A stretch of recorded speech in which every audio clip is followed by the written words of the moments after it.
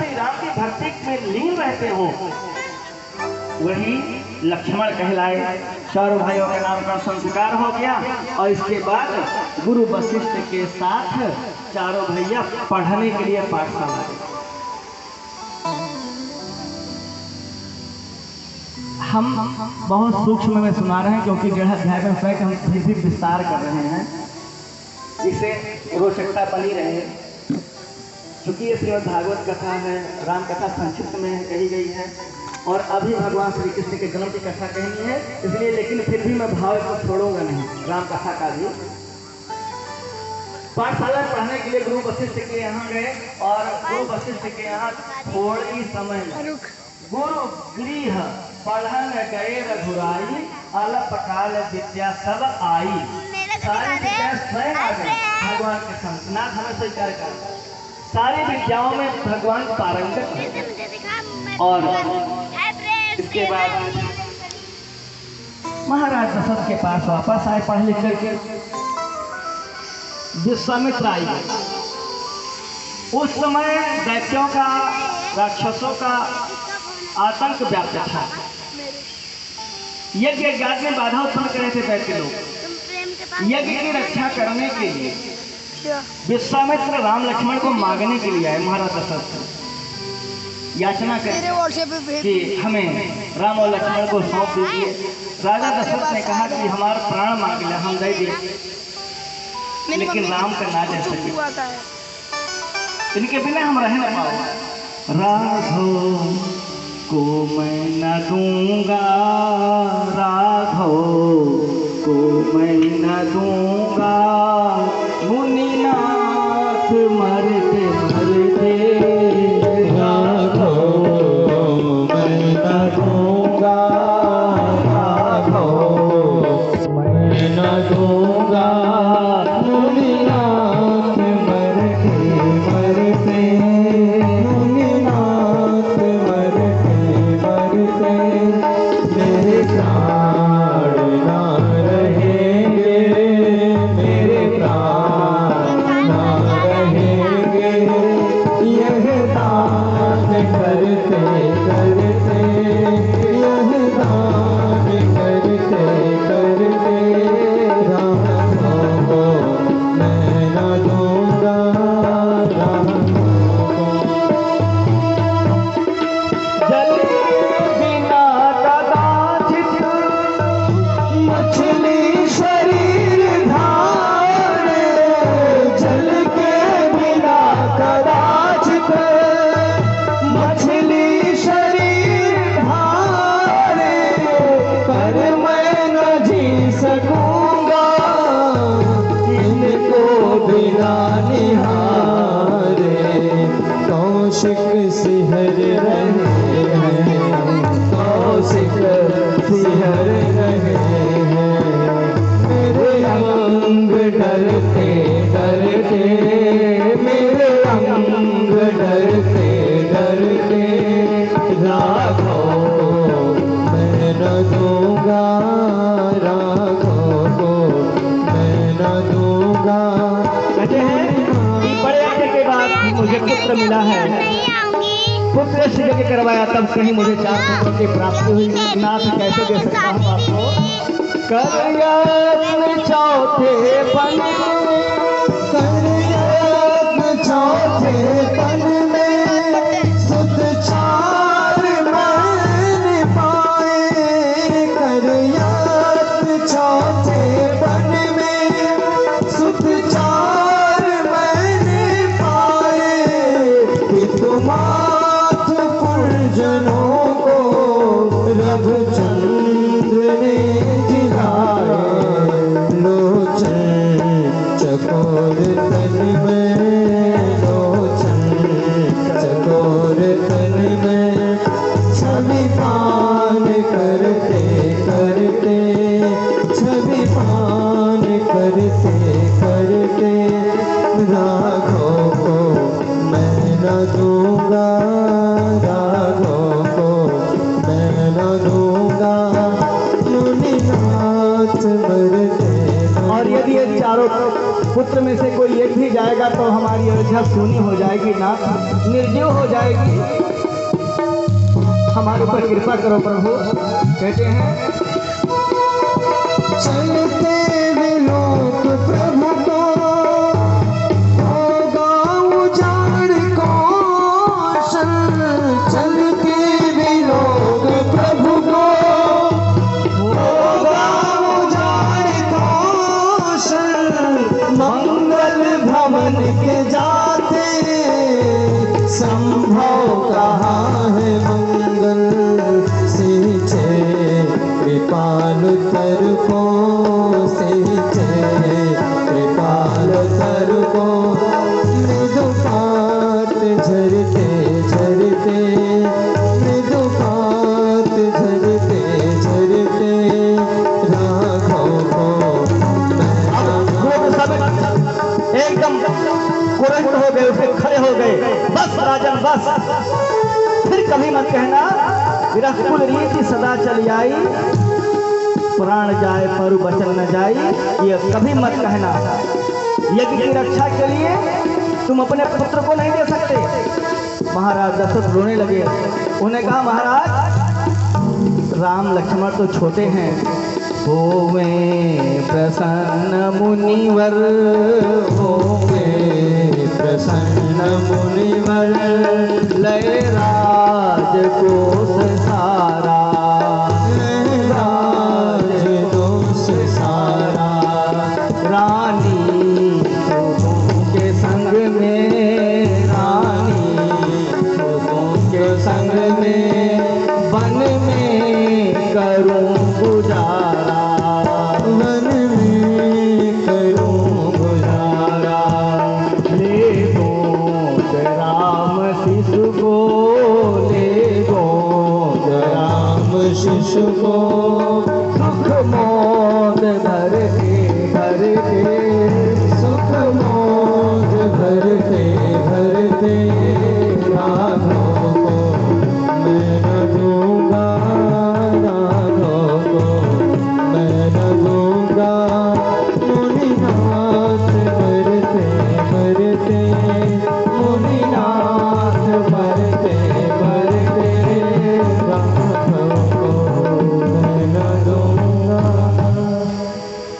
वशिष्ठ जी ने समझाया, हे महाराज विश्वामित्र अकेले ही समस्त दैत्य कुल का संहार कर सकते हैं, ये तो राम का गौरव बढ़ाने के लिए कह रहे हैं।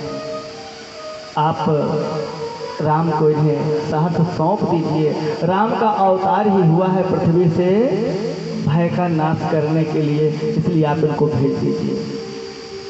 वशिष्ठ के समझाने पर जो है महाराज दशरथ ने राम लक्ष्मण को गुरु विश्वामित्र के साथ भेज दिया। गुरु विश्वामित्र के आश्रम में आए तो यहाँ पर यज्ञ की रक्षा किया और इसके बाद ताड़का आई, ताड़का का भी भगवान ने उद्धार कर दिया। यज्ञ की रक्षा किया और खरदूषण आए, उनका भी सीधे वैकुंठ प्रस्थान करा दिया। मारीच आया, मारीच को भगवान श्री राम ने एक कुश का बाण उठाया, बिना फल वाला बाण, और उसी का संधान किया और वो मारीच सीधे 400 कोस दूरी पर जाके लंका में समुद्र के किनारे गिरा। इस प्रकार से यज्ञ की रक्षा हो गई। विश्वामित्र प्रसन्न होकर के भगवान श्री राम को, लक्ष्मण को अनेक अनेक दिव्य अस्त्र शस्त्रों की शिक्षा दी। इतने में जनकपुरी से बहुत सुंदर शुभ संदेश आया गुरु विश्वामित्र के यहाँ। गुरु महाराज जनक ने निवेदन किया है कि उनके यहाँ धनुष यज्ञ हो रहा है, आप भी वहाँ अपने शिष्यों के साथ पधारें। विश्वामित्र राम लक्ष्मण को लेकर के जनकपुर प्रस्थान करते हैं। रास्ते में एक शिला दिखाई दी पत्थर की। राम जी ने पूछा, गुरुदेव ये कौन सी शिला है, किसकी शिला है? गुरु जी ने कहा कि हे राघव, ये पत्थर की शिला कोई साधारण नहीं है, ये गौतम की पत्नी अहिल्या है। और अपने पति के श्राप के कारण पत्थर की शिला बनी बैठी हैं। आपके चरणों की धूल इनको मिलेगी तो इनका कल्याण हो जाएगा। हे राघव, अपने चरणों से इनका स्पर्श करो जिससे इनको मुक्ति मिल जाए, इनका उद्धार हो जाए। राम सिहर गए। राम ने कहा गुरुदेव ऐसा आदेश ना दो, हम क्षत्रिय हैं और ब्राह्मण पत्नी हैं, हम कैसे अपने पैर से छू सकते हैं। नाथ अपना आदेश वापस ले लीजिए। गुरु जी ने कहा कि तुम्हारे चरणों की धूलि मिलेगी तभी इनका कल्याण होगा, ऐसा इनका पति का श्राप है। अब राम जी विवश हो गए। राम जी ने अपना पैर थोड़ा सा ऊपर उठाया, इतने में पवन देव का झोंका आया, भगवान की चरण धूलि सीधे जाकर के अहिल्या के पाषाण प्रतिमा पर गिरी। भगवान ने अपने पैर से छुआ तक नहीं, चरण धूलि पड़ गई, उसी से अहिल्या का उद्धार हो गया। प्रिंस वृंदावन लाल की जय हो। भगवान श्री राम लक्ष्मण सहित विश्वामित्र जी के साथ अब मिथिला आए, जनकपुर में भगवान दधी जी की हड्डियों से बना हुआ धनुष रखा है। बहुत भारी विशाल है, कोई उठा नहीं सकता, हिला नहीं सकता। महाराज जनक ने प्रतिज्ञा कर ली है कि जो इस धनुष को उठाएगा, प्रत्यंचा चढ़ाएगा, उसी के साथ मैं अपनी बेटी सीता का विवाह करूंगा। ये प्रण है महाराज जनक का। देश देश के राजा राजकुमार आए हैं और इसके बाद देश देश के राजाओं ने धनुष को उठाने का प्रयत्न किया, लेकिन धनुष हिला तक नहीं, उठा तक नहीं। एक साथ जो है 10-10 हजार राजाओं ने जोर लगाया, लेकिन फिर भी धनुष इतना भारी है कि एक अंगुल भी नहीं हिला। महाराज जनक को बड़ा दुख हुआ। महाराज जनक की आंखों में आंसू आ गए। उन्होंने रोते हुए समस्त सभासदों से, समस्त राजा राजकुमारों से बोल दिया कि तजहु आस निज निज गृह जाहूं, तजहु आस निज गृह जाहूं, लिखा न विधि वैदेही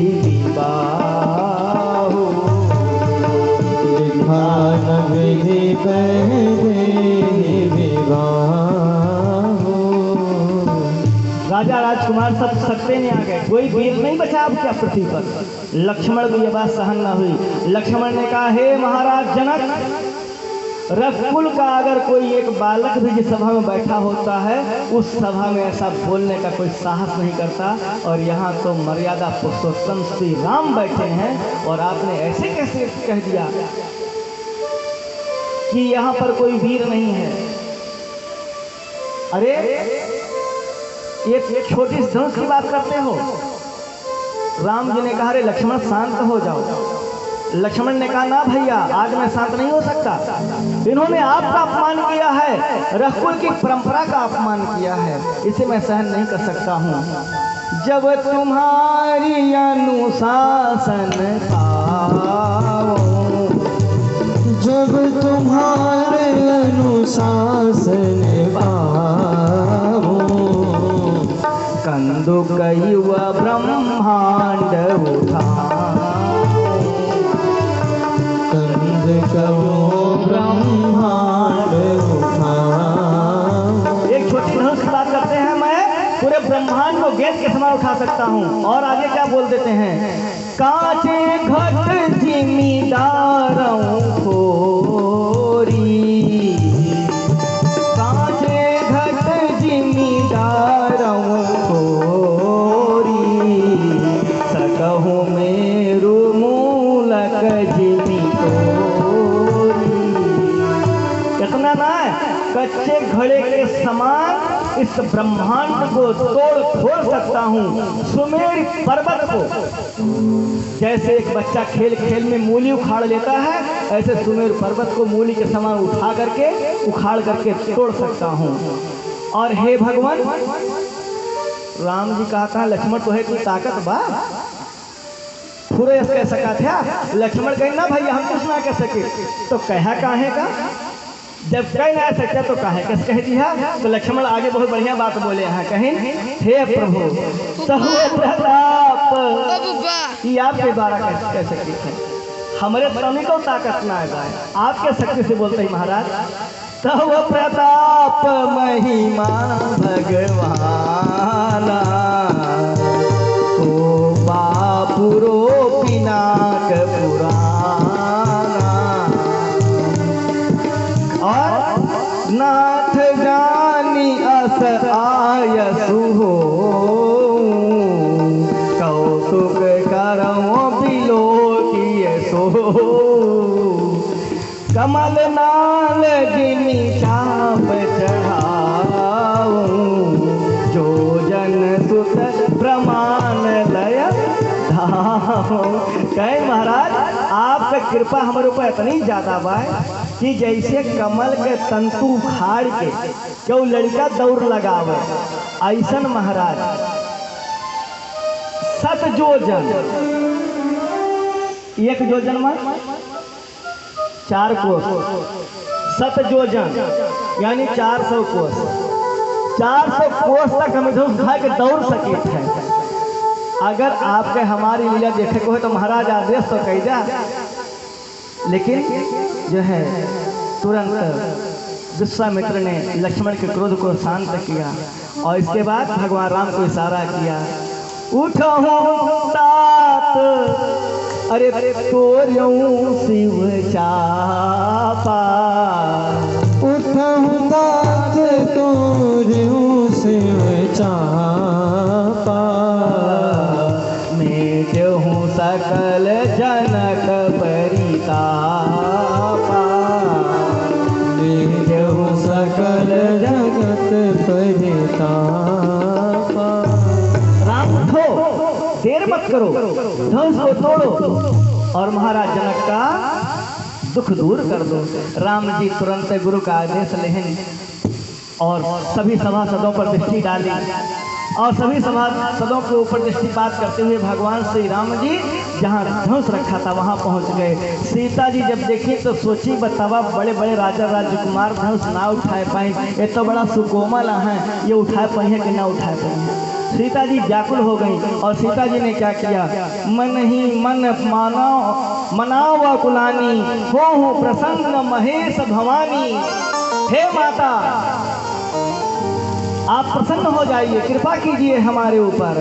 करहूँ सफल आपन सेवकाई करहि तु हरहूँ चाप गरुआई। हे माता आप पृथ्वी के इस भार का हरण कर लीजिए, कृपा कीजिए माता कृपा कीजिए। और इसके बाद आगे गणेश भगवान को भी वंदना करती हैं। हे विघ्न विनाशक भगवान गणेश जी यही दिन की ताई तोहार सेवा करते हैं पूजा करते हैं, भूलिया ना महाराज। गणनायक वरदायक देवा आज लगे की तू सेवा और बार बार बिनती सुनी मोरी करहूँ चाप गुरु सा अति थोरी। हे गणेश जी हे गजानन हे विघ्न विनाशक भगवान हे दसों दिक्पालो आज मेरी सहायता करो और इस धनुष के भार को एकदम समाप्त कर दो। और यदि मैंने अब सच्चे मन से महाराज दशरथ के नंदन भगवान श्री राम से अपनी प्रीति जोड़ी होगी, मनसा वाचा कर्मणा उन्हीं को अपना पति माना होगा, तो तब भगवान सकल उर्वासी, तो भगवान जो सबके हृदय में वास करते हैं तब भगवान सकल उर्वासी और करहि मोहि रघुबर के दासी। करहि मोर रघुबर के दासी करहि मोहि रघुबर के दासी। हमें रघुबर की दासी बनाओ प्रभु। हे नाथ यदि मैंने मनसा वाचा कर्मणा केवल भगवान श्री राम को अपना पति माना हो तो आज मुझे राघव के चरणों की दासी बनाओ नाथ, चरणों की दासी बनाओ। बहुत सुंदर। और भगवान श्री राम ने देखा कि सीता जी ज़्यादा व्याकुल हो गई हैं तो उन्होंने तुरंत धनुष को हाथ में उठा लिया और उठा करके देखते ही देखते पटना से चढ़ाई। पटना से चढ़ाते धनुष टूट गया और जैसे धनुष टूटा अब तो देवताओं ने जय जयकार करी रामचंद्र की। सीता जी जयमाल लेकर के आई, जयमाला लेकर के सीता जी आई भगवान राम को जयमाला पहनाने के लिए।